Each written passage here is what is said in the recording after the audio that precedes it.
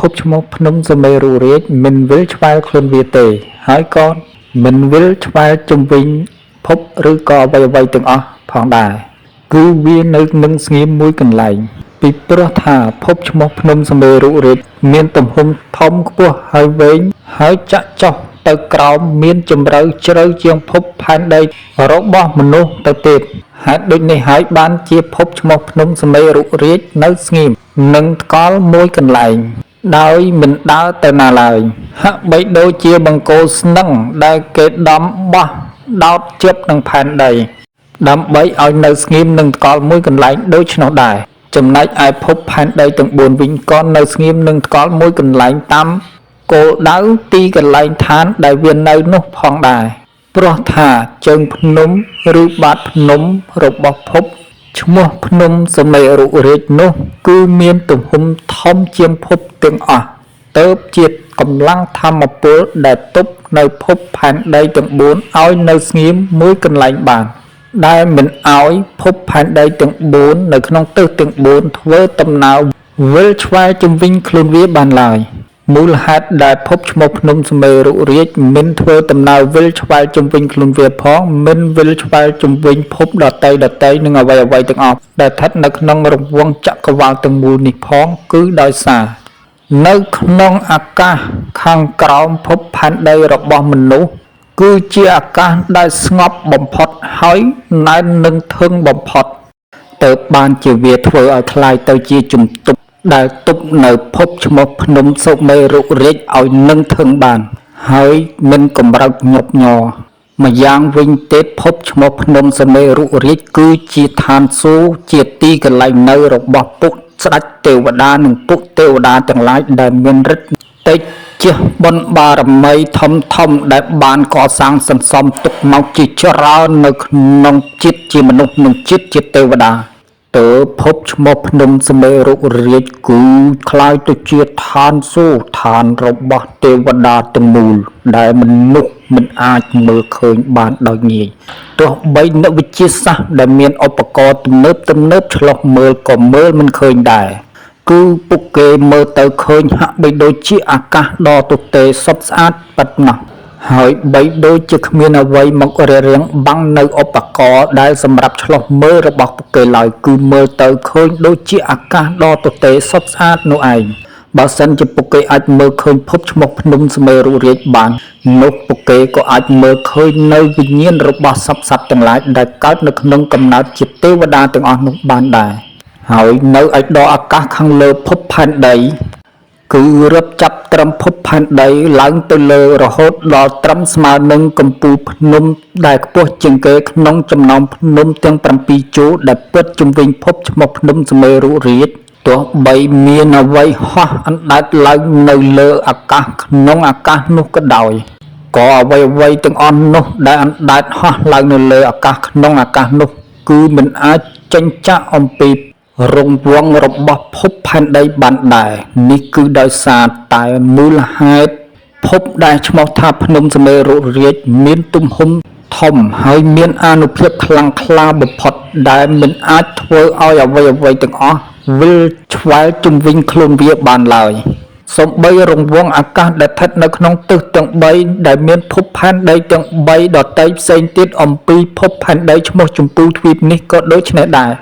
ហើយក្នុងរង្វង់អាកាសទាំងនេះចែកចេញជា4ស្រទាប់គឺស្រទាប់អាកាសរចលដែលជាអាកាសរំញ័រកម្រើកដែលធ្វើឲ្យអ្វីទាំងអស់ហោះអណ្ដែតនៅលើអាកាសនោះបានសូម្បីតែរលកសំឡេងនិងសេវាប្រព័ន្ធកាំរស្មីនិងប្រព័ន្ធរន្ទះក៏អាចឆ្លងឆ្លើយគ្នាបានទៅវិញទៅមកតាមរលកក្នុងរង្វង់អាកាសរចលនេះស្រទាប់អាកាសរចលទាំងនេះមានរង្វង់ចាប់រឹបត្រឹមភពផែនដីឡើងទៅលើរហូតដល់ពពកចិនទី3ខាងលើខ្ពស់ជាងគេហើយរឹបត្រឹមស្រទាប់ពពកខាងលើដែលខ្ពស់ជាងគេក្នុងចិនទី3នោះឡើងទៅលើតទៅទៀតរហូតទៅទល់នឹងរង្វង់អាកាសស្អិតណែននឹងធឹងក្នុងរង្វង់អាកាសនេះឈ្មោះថាអាកាសស្ងប់ដែលមិនមាននៅប្រព័ន្ធរលកសំឡេងប៉ុន្តែសម្បូរឧស្ម័នអុកស៊ីសែននិងធាតុត្រជាក់ដ៏ស្រួលល្មម ក្នុងការដកដង្ហើមចេញចូលបានយ៉ាងសុខស្រួលបំផុតហើយរឹបត្រឹមខាងលើរង្វង់អាកាសដែលស្ងប់ខាងលើគេបង្អស់ក្នុងទីបំផុតខាងលើនោះឡើងទៅលើខ្ពស់បន្តិចទៀតគឺជារង្វង់នៃអាកាសស្អិតហើយណែននឹងធឹងដែលមិនងាយនឹងមានអ្វីអាចទម្លុះនៅរង្វង់នៃស្រទាប់អាកាសនេះឲ្យធ្លុះទៅបានឡើយស្រទាប់នៃរង្វង់អាកាសនេះឈ្មោះថាស្រទាប់មេសូឬក៏ស្រទាប់អូโซនដែលជាស្រទាប់រង្វង់នៃអាកាសដ៏ត្រជាក់ខ្លាំងបំផុតហើយចាប់រឹបត្រឹមខាងលើនៃរង្វង់អាកាសស្អិតដែលឈ្មោះថាស្រទាប់មេសូឬស្រទាប់អូโซននេះឡើងទៅលើរហូតទៅស្មើត្រឹមនឹងកំពូល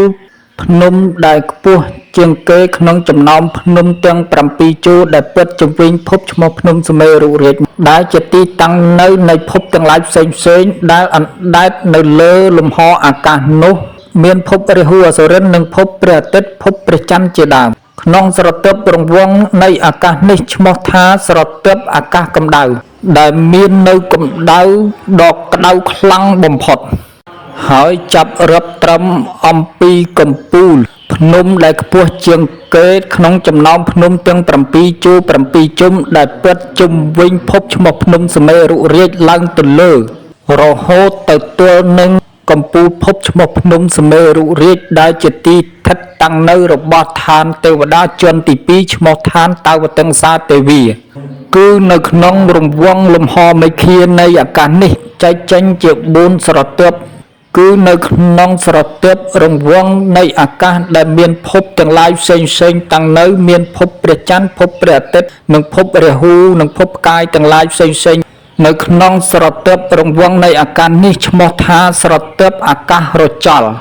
ដែលមានចលនាកម្រើកញាប់ញ័របានដែលអាចធ្វើឲ្យភពផ្សេងទាំងឡាយជាច្រើនមានភពរាហូភពព្រះអាទិត្យភពព្រះច័ន្ទនិងភពផ្កាយទាំងឡាយមានចលនាធ្វើដំណើរវិលឆ្វែលជុំវិញភពឈ្មោះភ្នំសុមេរុរាជបានហើយនៅក្នុងស្រទាប់រង្វង់នៃអាកាសនេះសម្បូរឧស្ម័នអុកស៊ីសែននិងធាតុត្រជាក់ដ៏ស្រួលល្មម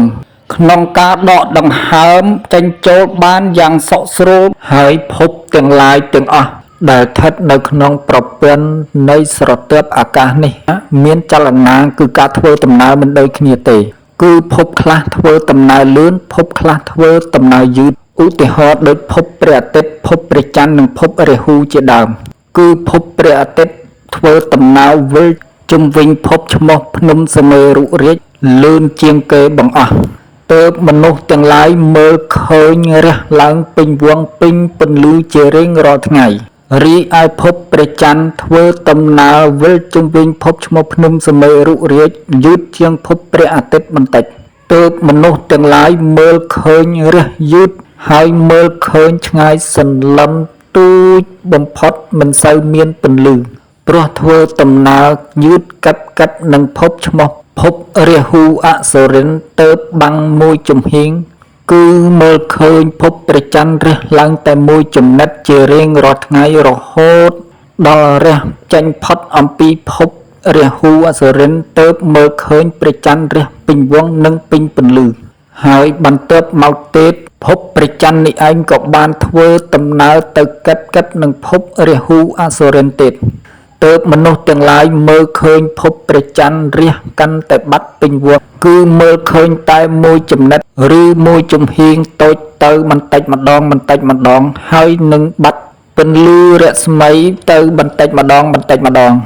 រហូតដល់បាត់មែនតែនគឺឈប់មើលឃើញពីព្រោះថាភពរាហូអសុរិនធ្វើដំណើរយឺតជាងភពព្រះច័ន្ទនិងភពព្រះអាទិត្យបំផុតបន្ទាប់ក្រោយមកភពព្រះច័ន្ទក៏បានធ្វើដំណើរលឿនជាងភពរាហូអសុរិនរហូតដល់ចេញផុតទើបបានជាមនុស្សទាំងឡាយមើលឃើញភពព្រះច័ន្ទរះពេញវងនិងពេញពន្លឺរស្មីម្ដងវិញទៀតចំណែកឯភពរាហូអសុរិនវិញកាលណាបើភពព្រះច័ន្ទឬភពព្រះអាទិត្យបានធ្វើដំណើរដើរមកទាន់ចំស្មើពីលើនៅក្នុងតំបន់នៃប្រទេសណាប្រទេសនោះមនុស្សទាំងឡាយមើលឃើញច្បាស់ហើយហៅឈ្មោះថាជាចន្ទគ្រាសឬសុគ្រាស ដែលមនុស្សទាំងឡាយនៅក្នុងតំបន់នៃប្រទេសខ្មែរតែងនិយាយថារាហូចាប់ច័ន្ទរីឯភពតារាទាំងឡាយដែលហៅថាភពកាយគឺធ្វើដំណើរលឿននិងយឺតជាងគ្នាដូចនេះដែរនៅក្នុងប្រព័ន្ធនៃស្រទាប់អាកាសនេះភពទាំងអស់គឺស្ថិតតាំងនៅទាបខ្ពស់ជាងគ្នាហើយមិនស្ថិតនៅស្មើគ្នានិងមិនស្ថិតនៅត្រង់ជួរគ្នាទេរឹបត្រឹមខាងលើបង្អស់របស់ប្រព័ន្ធនៃស្រទាប់អាកាសដែលមានភពតារាទាំងឡាយហៅថាភពកាយមានភពព្រះច័ន្ទនិងភពព្រះអាទិត្យនិងភពរាហូអសុរិនជាដើមនោះរហូតឡើងទៅលើខ្ពស់បន្តិចទៅទល់នឹងឋានទេវតាចិនទី1ខាងក្រោមគេបង្អស់ហៅឈ្មោះថាឋានរាជការទេវាគឺនៅក្នុងប្រព័ន្ធនៃស្រទាប់អាកាសនេះឈ្មោះថាប្រព័ន្ធស្រទាប់អាកាសស្ងប់ដែលមិនមាននៅប្រព័ន្ធរលកសំឡេងប៉ុន្តែសម្បូរឧស្ម័នអុកស៊ីសែននិងធាតុត្រជាក់ដ៏ស្រួលល្មម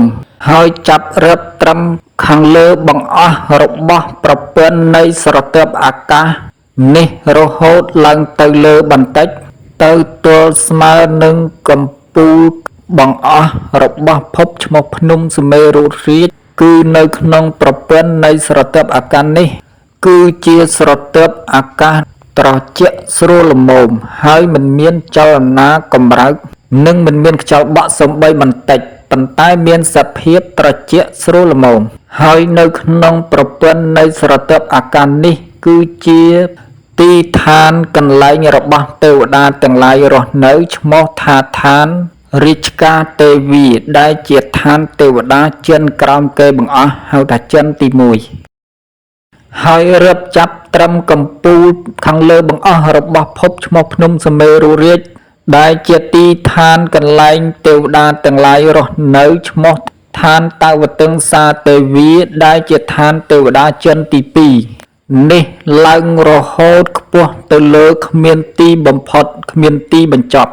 គឺជាអាកាសដ៏ស្ងប់សូន្យឈឹងបំផុតដែលមិនមានចលនាកម្រើកមិនមានធាតុត្រជាក់និងធាតុក្តៅសូម្បីបន្តិចបន្តួចហើយគ្មានខ្យល់បក់ផងដែរគឺជាអាកាសដែលមិនមានធាតុអ្វីទាំងអស់គឺមិនមានសរសៃហើយជាអាកាសដែលមិនស្អិតមិនរឹងគឺមិនមានអ្វីរារាំងទាក់សូម្បីបន្តិចបន្តួចប៉ុន្តែគឺជាលំហមេឃានៃស្រទាប់អាកាសដែលមានពន្លឺភ្លឺមិនរលត់បាត់គឺមិនឈប់ហើយលំហមេឃានៃស្រទាប់អាកាសនេះគឺជាឋានទេវតាជនទី2ដែលឈ្មោះថាឋានតាវតឹងសាទេវីឡើងខ្ពស់ទៅរហូតដល់ឋានទេវតាជនទី6ឈ្មោះថាឋានបរណមិត្តសវតីទេវីនិងឡើងខ្ពស់ទៅរហូតដល់ឋានរូបព្រំគឺព្រំដែលមានរូបទាំង16ឋាននិងឡើងខ្ពស់ទៅរហូតដល់ឋានអរូបព្រំទាំង4ឋានហើយឡើងផុតខ្ពស់អំពីឋានអរូបព្រំចិនទី4ដែលខ្ពស់ជាងគេផុតទៅគឺជាលំហមេឃានៃស្រទាប់អាកាសដ៏ធំល្វឹងល្វើយគ្មានទីបំផុតនិងគ្មានទីបញ្ចប់ហើយមិនមានពន្លឺភ្លឺគឺងងឹតសូន្យឈឹងប៉ុន្តែជាលំហមេឃាដ៏ធំល្វឹងល្វើយនៃអាកាសដ៏ស្ងប់សូន្យឈឹងដែលមិនមានអ្វីរារាំងទាក់បានពីព្រោះថាមិនមានសរសៃដែលសម្រាប់រារាំងទាក់និងមិនមានធាតុត្រជាក់មិនមានធាតុកម្ដៅសូម្បីបន្តិចបន្តួចហើយមិនមានខ្យល់បក់សូម្បីបន្តិចហើយមិនមានពន្លឺដែលភ្លឺសូម្បីបន្តិចគឺងងឹតសូន្យឈឹង